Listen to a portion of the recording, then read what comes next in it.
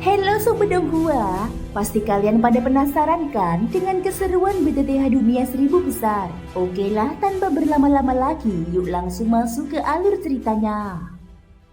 Di episode sebelumnya, Xiaoyan dan rombongannya memasuki Tong Tianhe, gua kultivasi tertinggi milik Paviliun Fengxiang. Meski telah diperingatkan tentang bahaya besar, Xiaoyan dan Wu Yingying tetap memilih gua kultivasi tingkat 9, tingkat paling ekstrim. Di dalam Tong Tianhe, Xiaoyan menghadapi tekanan mengerikan dari Ki Kaisar Langit, energi murni yang mengandung kekuatan hidup dan mati. Dengan mengandalkan api suci dan kekuatan jiwanya, dia menembus hingga puncak dan berhasil memasuki ruang kultivasi tingkat 9, meski harus terpisah dari Wu Yingying. Di puncak sungai Tong Tianhe inilah gua kultivasi tingkat ke-9 berada, tempat paling berbahaya sekaligus paling berharga di wilayah ini. Begitu Xiaoyan tiba, dia langsung merasakan perbedaannya. Gelombang badai yang terus bergulung memancarkan tekanan mengerikan, seakan tempat ini memiliki kehendaknya sendiri.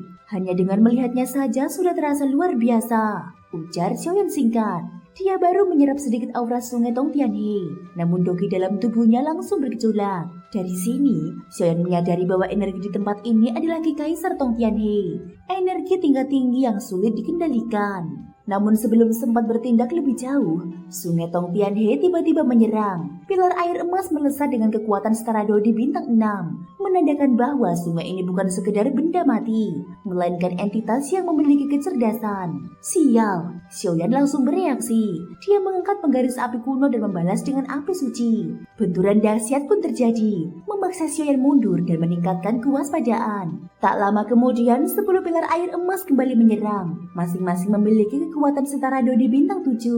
Xiaoyan memilih mundur, menyadari bahwa bertarung secara frontal bukan pilihan bijak. Setelah menjauh, serangan sungai Tong Tian pun berhenti.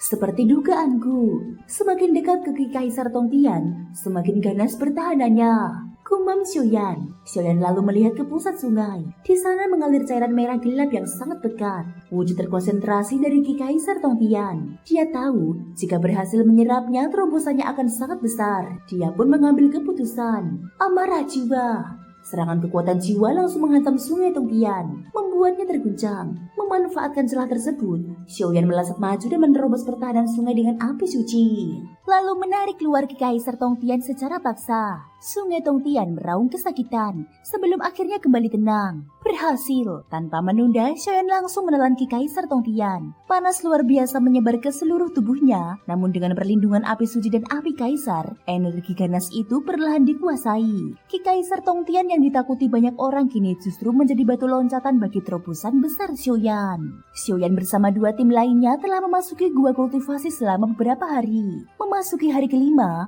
suasana di ruang rapat tertinggi Paviliun Fengxiang berubah drastis. Ruangan ini biasanya tertutup rapat dan hanya dibuka saat terjadi krisis besar atau peristiwa yang sangat penting. Namun kali ini hampir seluruh kursi telah terisi. Di kursi utama duduk Su Jin, guru Xiaoyan. Wajahnya serius dan berat, tanpa memperlihatkan emosi apapun. Di bawahnya duduk para petinggi Paviliun Fengxiang secara berurutan. King Lao, wakil kepala Istana Langit. Ling Mengseng, kepala Istana Bumi. Xiong Yuan, wakil kepala Istana Bumi. Mo Susi, wakil kepala Istana Manusia, serta Chang Yu. Keheningan di ruangan itu begitu menekan hingga membuat orang sulit bernafas. Chang Yu akhirnya membuka suara, menandakan kegelisahannya. Pertemuan ini terasa sangat mendesak. Apa yang sebenarnya terjadi? Su Jin tidak langsung menjawab. Dia hanya mengatakan bahwa masih ada 2 orang yang belum tiba. Tak lama kemudian, pintu terbuka dan sepasang lansia, seorang pria dan seorang wanita melangkah masuk. Keduanya jelas telah lanjut usia, namun aura mereka sama sekali tidak lemah. Begitu melihat mereka, wajah King Lao langsung berubah. 2 orang itu adalah Tetua Langit dan Tetua Bumi, pasangan suami istri legendaris yang telah lama tinggal di Paviliun Fengxiang. Setiap kali sekte berada dalam bahaya besar, mereka lah yang selalu turun tangan. Namun hubungan mereka dengan Su Jin sejak lama penuh ketegangan. Dahulu, ketika Su Jin masih muda dan dikenal sebagai master formasi Dao nomor 1 di Suan Santian, dia pernah berkelana ke berbagai wilayah dan secara tidak sengaja berselisih dengan pasangan Tetua Langit dan Bumi. Kesalahpahaman itu tidak pernah benar-benar terselesaikan hingga hari ini. Begitu duduk, Tetua Langit langsung meluapkan emosinya dan menuntut Su Jin menjelaskan kejadian di masa lalu. Suasana rapat pun langsung menegang. Namun tetua bumi dengan tenang menenangkannya, menegaskan bahwa urusan pribadi bisa dibahas nanti, karena pertemuan ini jelas diadakan untuk sesuatu yang jauh lebih besar. Sujin pun bangkit berdiri. Dia mengakui bahwa kesalahpahaman di masa lalu belum benar-benar terselesaikan. Dia juga menyatakan bahwa jika menemukan kabar tentang anak perempuan tetua langit dan bumi yang hilang puluhan tahun lalu, dia pasti akan segera memberitahu mereka. Namun dia menegaskan bahwa itulah bukan tujuan rapat hari ini. Saat Sujin melepaskan sedikit auranya, tetua langit akhirnya terdiam. Dia menyadari bahwa Sujin kini telah mencapai tingkat kekuatan yang jauh melampaui masa lalu. Meski rasa sakit kehilangan anak tak bisa dihapus, perdebatan panjang tidak akan menyelesaikan masalah saat ini. Setelah suasana sedikit mereda, Sujin langsung masuk ke inti pembahasan. Semua yang hadir di sini adalah petinggi pavilion Fengxiang. Ujarnya tenang. Rapat ini diadakan hanya untuk satu tujuan, Yanji. Begitu nama itu disebut, reaksi keras langsung muncul. Li Mengseng, kepala istana bumi, berdiri dengan emosi meluap. Baginya nama Yanji bukan sekedar musuh sekte. Di masa lalu, ketika Li Mengseng masih menjadi murid inti pavilion Fengxiang, dia bertemu dengan wanita yang dicintainya. Dari hubungan itu mereka memiliki 2 orang putri. Namun saat kelahiran anak kedua, Li Mengseng sedang pergi. Ketika dia kembali, istrinya telah meninggal dunia dengan alasan kelelahan setelah melahirkan. Namun setelah bertahun-tahun menyelidiki, Li Mengseng menemukan kejanggalan. Dia mencurigai bahwa kematian istrinya berkaitan erat dengan keluarga kerajaan Xuanling. Sejak saat itu, kebencian itu ia pendam dalam-dalam, hanya demi kedua putrinya. Melihat emosinya mulai tak terkendali, tetua langit menggunakan kekuatan lembutnya untuk menenangkan kondisi Li Mengseng. Dia juga menghiburnya, menyatakan bahwa kemungkinan besar istri Li Mengseng masih hidup dan kebenaran suatu hari akan terungkap. Sujin pun ikut angkat bicara, berjanji bahwa jika operasi penyelamatan Yanji berhasil, pavilion Fengxiang akan membantu Li Mengseng mencari kebenaran tentang masa lalunya. Setelah itu, Sujin kembali menatap seluruh hadirin. Kini saatnya kita fokus, katanya dengan nada tegas. Menurut kalian, bagaimana rencana terbaik untuk menyelamatkan Yanji? Mendengar kata menyelamatkan Yanji, tetua Tian untuk sementara mengesampingkan perselisihannya dengan Sujin dan mulai berpikir serius. Di kalangan murid-murid muda pavilion Fengxiang, nama Yanji mungkin hanya terdengar sebagai legenda lama. Namun bagi generasi tua para petinggi, nama itu memiliki arti yang sama sekali berbeda. Bahkan bisa dikatakan bahwa pavilion Fengxiang mampu bertahan hingga hari ini karena Yanji. Tanpa dirinya, saat invasi dunia hantu terjadi dan tatapan penuh ambisi dari keluarga kerajaan Xuanling mengintai, pavilion Fengxiang kemungkinan besar sudah lama musnah. Dengan api suci miliknya, Yanji dahulu dikenal sebagai sosok yang hampir tak terkalahkan di seluruh Xuan Santian. Namun entah karena alasan apa dia tiba-tiba menghilang tanpa pesan. Bahkan dikabarkan pergi mencari adik perempuannya. Sejak saat itu tidak ada lagi kabar tentang Yanji. Pavilion Fengxiang bukanlah sekte yang melupakan jasa. Demi memastikan keselamatannya dan membalas budi Yanji, mereka mengirim banyak murid secara diam-diam untuk menyelidiki. Namun jawaban yang akhirnya mereka peroleh hanyalah satu. Yanji ditangkap oleh keluarga kerajaan Xuanling. Meski kabar itu beredar, hampir tidak ada yang mempercayainya. Bagaimanapun juga Yanji adalah seorang dosian sejati dengan api suci. Bahkan sesama dosian pun belum tentu mampu menekannya. Apalagi keluarga kerajaan Xuanling yang di mata banyak orang tidak memiliki sosok sekuat itu. Berbagai misteri pun menyelimuti pimpinan pavilion Fengxiang. Saat itu, pemimpin pavilion sedang menjalani pengasihan tertutup, sehingga seluruh urusan ditekan oleh Sujin. Tanpa bukti kuat, menyerbu keluarga kerajaan Xuanling hanya akan mempermalukan diri sendiri. Jadi Yanji benar-benar akan diselamatkan. Zhang Yu tak bisa menahan diri untuk bertanya. Matanya berbinar. Dahulu Yanji pernah memberinya bimbingan besar. Sejak muda, Zhang Yu telah bersumpah bahwa jika suatu hari Yanji membutuhkan bantuannya, dia pasti akan membalas budi itu. Sujin mengangguk pelan. Berdasarkan informasi yang telah dikonfirmasi, Yanji memang berada di tangan keluarga kerajaan Xuanling.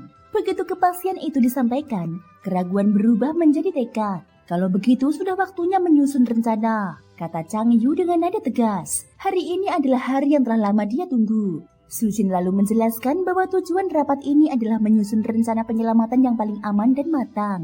Dia menekankan bahwa kegagalan hanya akan membuat Yanji berada dalam bahaya yang lebih besar. Li Mengseng pun angkat bicara. Dia mengingatkan bahwa kekuatan sejati keluarga kerajaan Xuanling belum sepenuhnya diketahui, dan kesalahan sekecil apapun bisa berujung bencana. King Lao juga sepakat, operasi ini tidak boleh ceroboh. Secara terbuka, keluarga kerajaan Xuanling memiliki 3 legiun utama. 2 di antaranya tidak terlalu mengkhawatirkan. Namun legiun pemangsa naga adalah masalah besar. Sebagian besar anggotanya berada di tingkat Dodi bintang 8, dengan beberapa yang telah mencapai bintang 9, dan pemimpinnya bahkan hampir menyentuh ranah dosian. Dan itu baru kekuatan di permukaan. Kekuatan tersembunyi mereka masih menjadi tanda tanya besar. Tetua Bumi kemudian mengajukan pertanyaan penting, di mana Yanji ditahan. Sujin menjawab dengan suara berat, di bagian terdalam istana bawah tanah keluarga kerajaan Xuanling. Mendengar itu, seluruh ruangan terdiam. Istana bawah tanah tersebut terkenal sebagai tempat penuh jebakan dan bahaya. Bahkan Dodi puncak sekalipun mungkin tak berani masuk sembarangan. Tetua Tian tampak berpikir keras. Dia lalu mengungkapkan kekhawatiran terbesarnya. Mantan Raja Xuanling kemungkinan masih hidup. Jika benar, maka di pihak musuh bisa saja terdapat 2 dosian. Sujin tidak menyangkal, namun dia menyatakan dengan tenang bahwa dirinya dan pemimpin pavilion cukup untuk menahan 2 dosian tersebut. Meski belum bisa menjamin kemenangan mutlak, dia yakin dapat berada dalam posisi tak terkalahkan. Terlebih dengan reputasinya sebagai master formasi Dao nomor 1 di Xuan Santian. Tetua Tian akhirnya mengangguk. Jika kekuatan puncak musuh dapat ditahan, dan legiun pencadu naga ditahan oleh dirinya dan Tetua Bumi, maka peluang keberhasilan masih sangat besar. Setelah garis besar kekuatan ditetapkan, Tetua Tian tersenyum tipis dan mengusulkan sesuatu yang berbeda. Sebelum menyusun rencana rinci, sebaiknya kita beri nama sandi untuk operasi ini. Sujin setuju dan menoleh ke King Lao. King Lao pun mengusulkan nama Elang Terbang. Penyelamatan melambangkan kebebasan, sementara elang melambangkan kekuatan dan kebangkitan. Nama itu langsung disetujui. Proyek Elang Terbang pun resmi ditetapkan. Begitu nama itu diumumkan, seluruh petinggi pavilion Fengxiang merasakan getaran di hati mereka. Mereka semua tahu, mulai saat ini setiap keputusan akan menentukan hidup dan mati Yanji, serta masa depan pavilion Fengxiang. Rapat pun memasuki tahap paling krusial, penyusunan rencana penyelamatan secara rinci. Sujin membuka pembahasan dengan menegaskan bahwa langkah pertama adalah bagian paling krusial dari keseluruhan rencana. Menurutnya, sebelum memikirkan penyelamatan Yanji, mereka harus terlebih dahulu memikirkan cara masuk ke kota Xuanling atau setidaknya mendekati wilayah inti keluarga kerajaan Xuanling. Wilayah dalam keluarga kerajaan Xuanling dijaga sangat ketat. Sedikit saja kesalahan bisa menimbulkan kecurigaan besar. Belum lagi istana bawah tanah, yang tingkat penjagaannya jauh lebih berbahaya. Jika sampai mengagetkan ular di dalam rumput, maka rencana penyelamatan akan gagal sebelum dimulai. Mendengar itu, kegelisahan muncul di wajah semua orang. Mereka paham betul bahwa dengan status dan kekuatan mereka sekarang, setiap pergerakan pasti berada dalam pantauan banyak pihak. Jika para petinggi pavilion Fengxiang tiba-tiba menghilang, sekte lain maupun keluarga kerajaan Xuanling pasti akan segera waspada. Masalah ini jelas menjadi prioritas utama. Mengumpulkan seluruh kekuatan puncak pavilion Fengxiang dan menggerakkannya secara terbuka hanya akan menimbulkan kegemparan besar. Di tengah kebuntuan itu, Li Mengseng tiba-tiba mengajukan solusi. Dia mengungkapkan bahwa dia baru saja menguasai teknik tempur tingkat tinggi yang memungkinkannya menciptakan klon. Klon tersebut bisa ditinggalkan di pavilion Fengxiang, memiliki penampilan yang sama persis dan bahkan mampu memalsukan aura kekuatan, sehingga pihak yang mengawasi akan mengira mereka masih berada di tempat. Teknik itu tidak menghabiskan doki miliknya, hanya saja klon tersebut tidak memiliki kemampuan menyerang. Namun untuk menipu pengawasan, hal itu sudah lebih dari cukup. Usulan itu langsung disambut dengan kegembiraan, terutama oleh Tetua Tian. Bukan hanya karena masalah besar telah menemukan solusi, tetapi juga karena dia melihat perubahan pada Li Mengseng. Sejak kehilangan orang yang dicintainya, Li Mengseng hidup dalam keterpurukan. Kini, dia akhirnya kembali menatap ke depan. Sujin pun mengangguk puas dan menyerahkan urusan itu sepenuhnya kepada Li Mengseng. Dia percaya kepada kemampuan dan kekuatannya. Namun itu baru langkah pertama. Langkah berikutnya adalah menyusup ke istana bawah tanah. Berdasarkan informasi yang dikumpulkan, kekuatan penjaga di dalam istana bawah tanah sangat mengerikan. Setidaknya 3 Dodi bintang 9, 5 Dodi bintang 8, dan sejumlah Dodi bintang 7. Bisa dikatakan itulah wilayah paling berbahaya dari seluruh keluarga kerajaan Xuanling. Masalah berikutnya pun muncul. Bagaimana cara menuju ke sana tanpa terdeteksi? Mu Sushi kemudian mengungkap bahwa pavilion Fengxiang memiliki jalur rahasia kuno bernama Feidun, sebuah jalur terbang yang dulu dibangun oleh pendiri pavilion Fengxiang sendiri. Jalur ini tidak diketahui oleh keluarga kerajaan Xuanling, sehingga bisa digunakan untuk menyusup tanpa meninggalkan jejak. Setelah memasuki istana bawah tanah, bahaya justru semakin besar. Istana tersebut memiliki 7 lapisan, dan semakin ke bawah, tingkat ancamannya meningkat secara drastis. Sujin meyakini bahwa Yanji berada di lantai ke-7. Lapisan terdalam, dia menjelaskan bahwa sebelumnya dia pernah membawa Xiaoyan dan beberapa orang ke kolam Kaisar Suaning di lantai pertama. Meski saat itu situasinya genting dan dia tak sempat menyelidiki lebih jauh, satu hal bisa dipastikan, aura api yang sangat kuat memang ada di dalam istana bawah tanah. Semua orang mengangguk. Jika Yanji benar berada di lantai ketujuh, maka tujuan mereka sudah jelas. Namun persoalan jumlah kembali mencuat. Dengan pasukan terbatas, menghadapi begitu banyak penjaga elit jelas bukan perkara mudah. Sayangnya demi menjaga stabilitas pavilion Fengxiang, tidak ada lagi tenaga yang bisa dikerahkan. Beberapa petinggi sedang pergi, dan sebagian lainnya belum kembali dari pengungsingan. Sujin pun mengakui dengan jujur bahwa jumlah musuh sebenarnya kemungkinan lebih besar dari data yang mereka miliki. Mendengar itu, Li Mengseng langsung menyatakan kesediaannya untuk menahan para dodi bintang 7 dan 8 seorang diri. Mo Susi dan Xiong Yuan pun segera maju, menyatakan siap menghadapi salah satu dodi bintang 9. Meski sempat menimbulkan kekhawatiran, Sujin akhirnya menyusun pembagian tugas yang jelas. Xiong Yuan dan Mo Susi menghadapi satu dodi bintang 9. Dua tetua langit dan bumi menghadapi satu lainnya. Sementara Chang Yu bertugas sebagai pendukung dan penangan darurat. Semua pihak menerima pengaturan itu tanpa keberatan. Dengan rencana hampir rampung, pertanyaan terakhir pun muncul, kapan operasi dimulai? Sujin menjelaskan bahwa mereka masih harus menunggu waktu yang tepat. Berdasarkan informasi dari pemimpin pavilion, dalam setengah tahun ke depan akan muncul sebuah reruntuhan besar di Xuan Santian. Keluarga kerajaan Xuanling pasti akan mengerahkan banyak kekuatan untuk merebutnya. Dan saat itulah kesempatan emas akan muncul. Kesempatan itu hanya satu kali. Setelah semuanya diputuskan, Sujin meminta semua orang bersiap. Begitu pemimpin pavilion kembali, operasi akan segera dimulai. Segalanya sudah siap, yang kurang hanya angin timur, ucap Sujin. Di kejauhan, seorang pria parubaya tiba-tiba bersin tanpa sebab. Dia tidak tahu bahwa namanya baru saja disebut. Pria itu adalah Fentian, pemimpin pavilion Fengxiang saat ini, yang tengah berada jauh dari pavilion Fengxiang, tepat di depan pavilion Wanhua. Thank you guys sudah mendengarkan ceritaku di episode kali ini sampai akhir. Ikutin terus kelanjutan episode berikutnya ya. Terima kasih buat kalian semua yang udah subscribe, like, dan komennya. Semoga hari kalian menyenangkan. Sampai jumpa dan bye-bye.